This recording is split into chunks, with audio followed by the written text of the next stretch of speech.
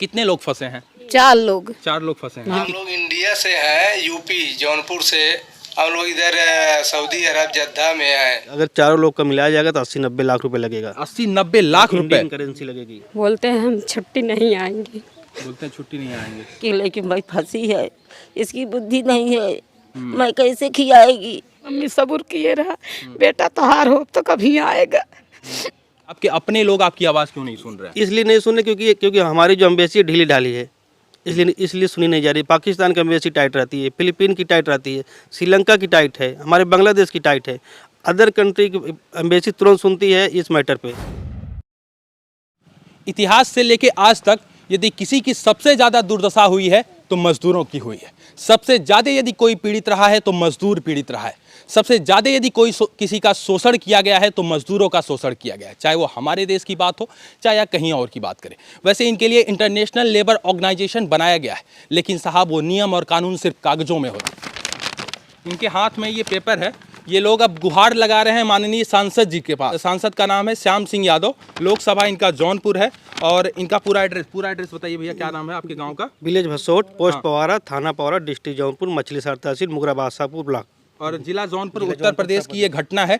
इनके परिवार के लोग 7 साल पहले सऊदी अरब जाते हैं रोजगार के लिए, और अब 7 साल बाद ये अपनी वतन वापसी लौटना चाहते हैं, लेकिन आ नहीं पा रहे हैं, वहाँ पर फंसे हुए। क्या पूरा मामला है? क्या रिन्यूअल नहीं हो रहा है? सर रिन्यूअल क्या है ना, सब पूरा सिस्टम जो है अकामे का है। अकामा जो हर साल रिन्यूअल होता है। जब यहाँ समझाते हैं तो हमारा वीज़ा जो होता है 90 दिन के लिए वैलिड होता है, तो उसमें से 20 दिन 25 दिन हमारा इंडिया में ख़त्म हो जाता है। तो जो टोटली लगभग 70 दिन या 50 दिन जो बचता है, तो वहाँ पे उस 90 दिन के अंदर टोटली जो मिला रहता है उसमें आपको अकामा बनाना पड़ता है। तो उसके लिए हमारा मेडिकल होता है, मेडिकल अकामा बन जाता है। अकामा बनने के बाद वो 1 साल के लिए वैलिड रहता है।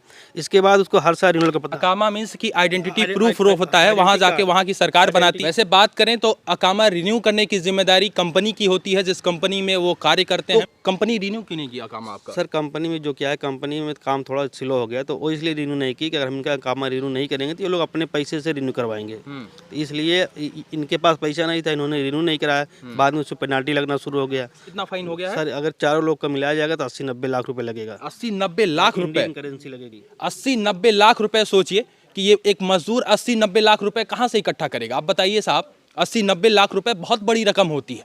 80-90 लाख रुपए जो आज 7 साल से विदेश में कमा रहा हो, 80-90 लाख रुपए वो कमा नहीं पाया होगा। अब 80-90 लाख रुपए आपको फाइन कहाँ से देगा? 9 महीने से सैलरी नहीं दे रहा है। 9 महीने से सैलरी नहीं दे रहा है। जी सर। वैसे नियम कानून है, आप लोग शिकायत नहीं किए? सर शिकायत करते सर, शिकायत करने के बाद सर कोई सुनवाई नहीं हो रही है। आपको क्या लगता है कि आखिर आपकी आवाज़ क्यों नहीं सुनी जा रही? आपके अपने लोग आपकी आवाज़ क्यों नहीं सुन रहे हैं? इसलिए नहीं सुनने क्योंकि हमारी जो एम्बेसी ढीली ढाली है, इसलिए सुनी नहीं जा रही। पाकिस्तान की एम्बेसी टाइट रहती है, फिलीपीन की टाइट रहती है, श्रीलंका की टाइट है, हमारे बांग्लादेश की टाइट है। अदर कंट्री की एम्बेसी तुरंत सुनती है इस मैटर पे, लेकिन हमारी एम्बेसी सुनती नहीं। और कंपनी का क्या नाम है? अल-गहतानी जिद्दा में। अल गहतानी नेल्स एंड वायर फैक्ट्री है, तार वार बनता है। तार बनता है जिस फैक्ट्री में इनके परिवार के लोग काम करते हैं। अब स्थिति ये है कि ये लोग लौटना चाह रहे हैं लेकिन लौट नहीं पा रहे हैं। याद नहीं आती बेटा पापा की? आती है। आती है।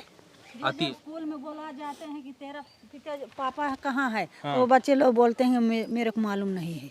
जब स्कूल में इनके परिवार, ये बच्चा जो पढ़ता है, जब स्कूल में इनके पेरेंट्स मीटिंग होती है तो इनकी मम्मी जाती हैं, जब पूछा जाता है पापा कहाँ हैं, तो ये लोग बच्चे रोते हैं, कहते हैं हमें नहीं पता कि हमारे पापा कहाँ हैं, हमारे पापा विदेशी मुल्क में फंसे हुए हैं। अब ये लोग साहब अपनी आवाज़ बुलंद करना चाहते हैं, लेकिन इनकी आवाज़ दूर तक जा नहीं रही है। इनकी आवाज़ न तो कोई सुन रहा है, न तो इनके दुख और दर्द को कोई समझने का प्रयास कर रहा है। आलम यह है कि ये तमाम लोग गुहार लगा रहे हैं, तमाम लोगों से अपनी गुहार लगा रहे हैं, विदेश मंत्रालय को अपनी बात रख रहे हैं, दूतावासों से संपर्क कर रहे हैं, लेकिन इनकी कोई सुनवाई नहीं हो रही है। वहाँ से कोई वीडियो भी आया था, आप लोग दिखा रहे थे हमें, जरा वहाँ से दिखाइएगा क्या वीडियो था। इनके परिवार के लोग जो लोग फंसे हैं वो सिर्फ वीडियो बना के वहाँ से जारी करते हैं। मैं आपको सुनाना चाहता हूँ, जरा इसे सुनिए और समझने का प्रयास कीजिए। हम लोग इंडिया से हैं, यूपी जौनपुर से।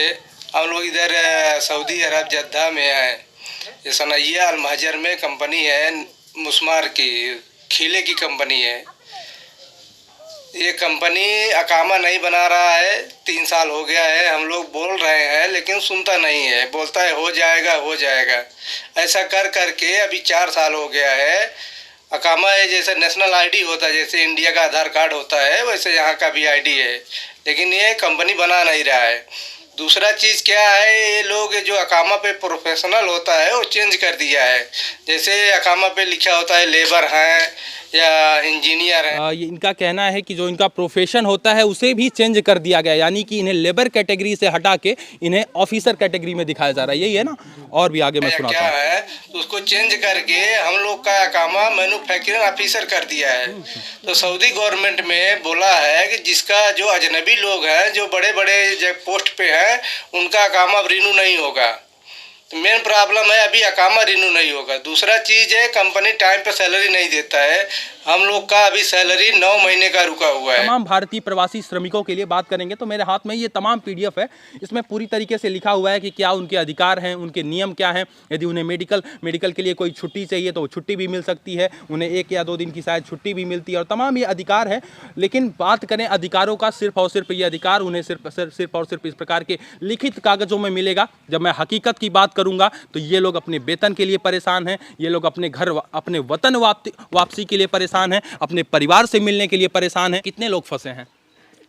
4 लोग। 4 लोग फंसे हैं। हाँ। याद नहीं आती आपको? याद आती है, रोवत ही याद आई के बच्ची रोती है कि दादी मेरे पापा किधर गए, कहाँ गए, किधर बताई भैया। मास्टर लोग पूछते हैं कि तेरा पापा कहाँ गए, क्या तो क्या रोते बात हुई? रोते क्या आते क्या हैं, बात हुई अपने उनसे? दादा कोई से बात लिया हुई है कर तब उनसे? जाती हैं। हाँ बात होत भैया, कहीं क्या कह मम्मी रहे छुट्टी नहीं मिल रही है, कैसे आई। बेटा आपका बोलता है मम्मी छुट्टी नहीं मिली। हाँ मम्मी छुट्टी नहीं, मम्मी सबूर किए रहा, बेटा तोहार हो तो कभी आएगा। आज देखिए माँ के आंखों में आंसू है। और साहब ये आंसू हमारे अपने लोगों को नहीं दिखता, ये आंसू हमारे अपने विदेश मंत्रालय को नहीं दिखता है।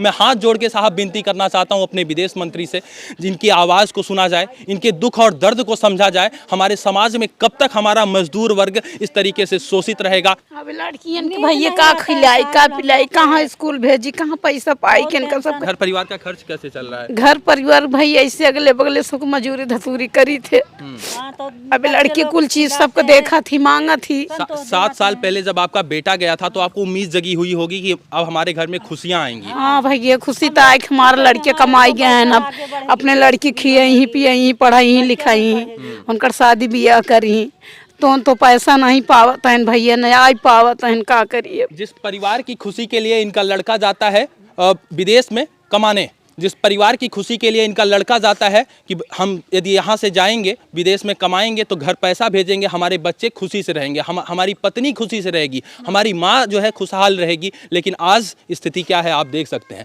माँ के आंखों में आंसू है, पत्नी की आंखों में आंसू है, बच्चों के आंखों में आंसू है। हाँ हमारा आदमी है। आपका हाँ ये लड़की लेकिन भाई फंसी है, इसकी बुद्धि नहीं है। मैं कैसे खिलाएगी? बताइए। हाँ मैं कैसे खिलाएगी, दवा दर्पण कैसे करेगी? एक उम्मीद जगी थी कि इनके परिवार में कि साहब अब खुशियाँ आएंगी, लेकिन खुशियों के जगह वो उम्मीद जो है अब आंसुओं के रूप में परिवर्तित हो चुका है। ये लोग अब रो रहे हैं, ये लोग परेशान हैं, ये लोग चिंतित हैं, बावजूद इनके दर्द और इनकी पीड़ा को कोई समझने वाला नहीं है।